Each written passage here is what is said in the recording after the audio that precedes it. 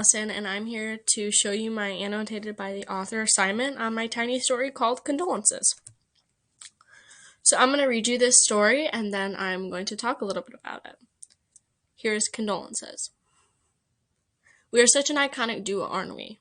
Yes, we are. Doing what all friends do: gossip, talk about memories, food, and anything else that can come to mind. Our favorite drink is cherry Coke. All of our good memories surround that magic in a can. Would these moments last forever? I knew they would, making me laugh till the blood rushes into my cheeks and my stomach bubbles. I went to grab a napkin I had dropped on the ground when I heard a splash of liquid against the tan carpet. Trying not to laugh, you spoke. My deepest condolences. So let's talk about word choice here. The word gossip. It allows association. When we hear the word gossip, we think about relationships, school drama, people stabbing each other in the back, this couple's getting back together again. Things that people are interested in, or it can be sports or celebrities. And, the word gossip, it really makes the reader feel like they're there. And, people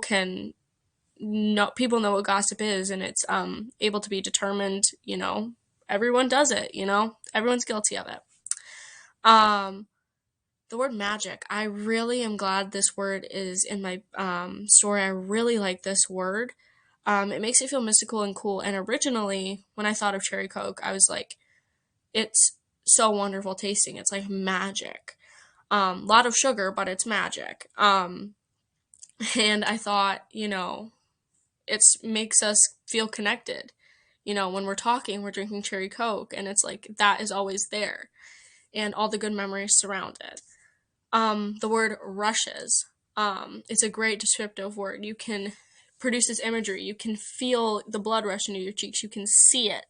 So I thought that was a really great word to add, as it also is quick. It happens quick. My face becomes red quickly. Very literal.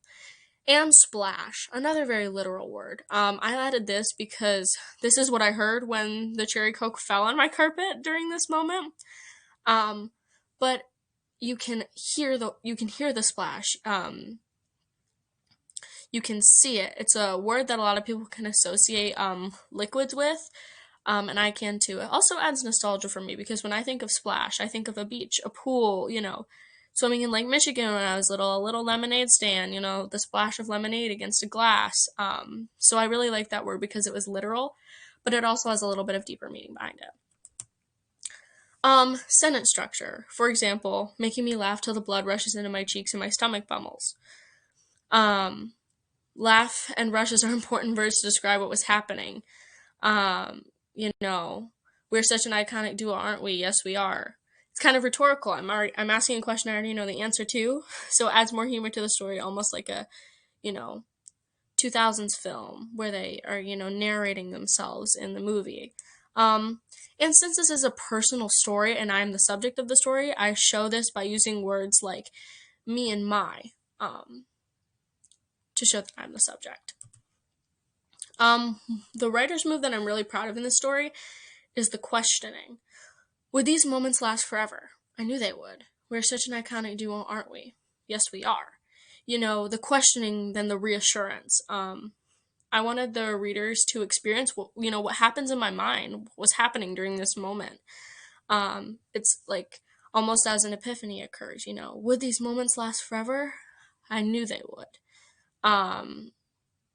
Like an epiphany that happens in movies when the cameras zoom in on the character and they have an epiphany, or a big realization, and it shows that everyone isn't perfect all the time.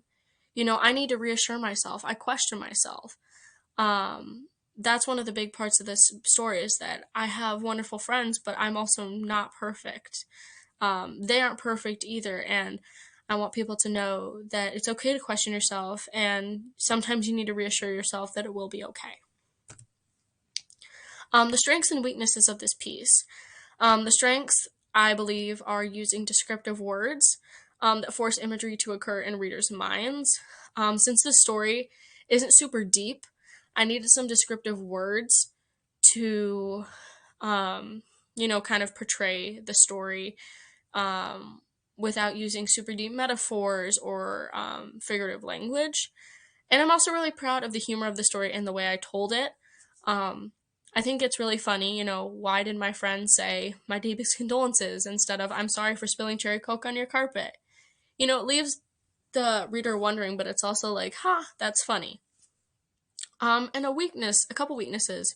There isn't really a deep meaning behind the story, which some people aren't interested in, and that might not hook readers into the story right away. It kind of asks some questions, which might not be what some people are looking for.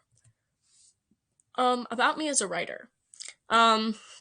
This essay shows a huge improvement in summarizing text. No run-on sentences. I had a ton of trouble with that in middle school. I could just keep going. I used a ton of commas. I was able to sum up this memory in like 4 or 5 sentences. The use of my figurative language, description and imagery, how I can really make people envision the moment. I really love how I add the humor into my stories. It's lighthearted, it's fun, it makes people smile. That's what I love to do. I love to make people smile and feel happy. I'm easily inspired by music and other ways to tell stories or emotions, so I apply what I see in music or poems and all that into my short stories. And it shows that I care about my friendships a lot and I remember these great moments. I'm obviously writing a story and submitting it for my final project on a great moment with my friend and how I cherish it. And every time I think of it, it makes me laugh. So I love to have good moments and I love to picture them because they make me happy. During this unit, I've definitely grown as a writer. Definitely grown by identifying myself as a writer and a storyteller. Not just using the words like I, me, myself. When I used to just refer to other characters in stories, now I'm referring to myself and how I was feeling. And I'm also identifying myself as how I like to write, what I like to write about, what I want to convey to people, what I want people to know about me. I've grown using sensory detail and imagery, making me laugh till the blood rushes into my cheeks and my stomach bubbles. It's very literal, but it has so much descriptive word, and you can picture it so easily. Quite a while ago, I don't think I would have been able to do this, so that's a big improvement. I can put a memory to paper. I can write it down. I can, find a way to convey it to people, what's in my mind, onto paper or into a Google Doc, which is definitely something I wasn't able to do before. And then again, summarizing text. No run-on sentences. I'm able to sum up a small memory in just a couple of sentences. And then analyzing what the message may be, in this story specifically.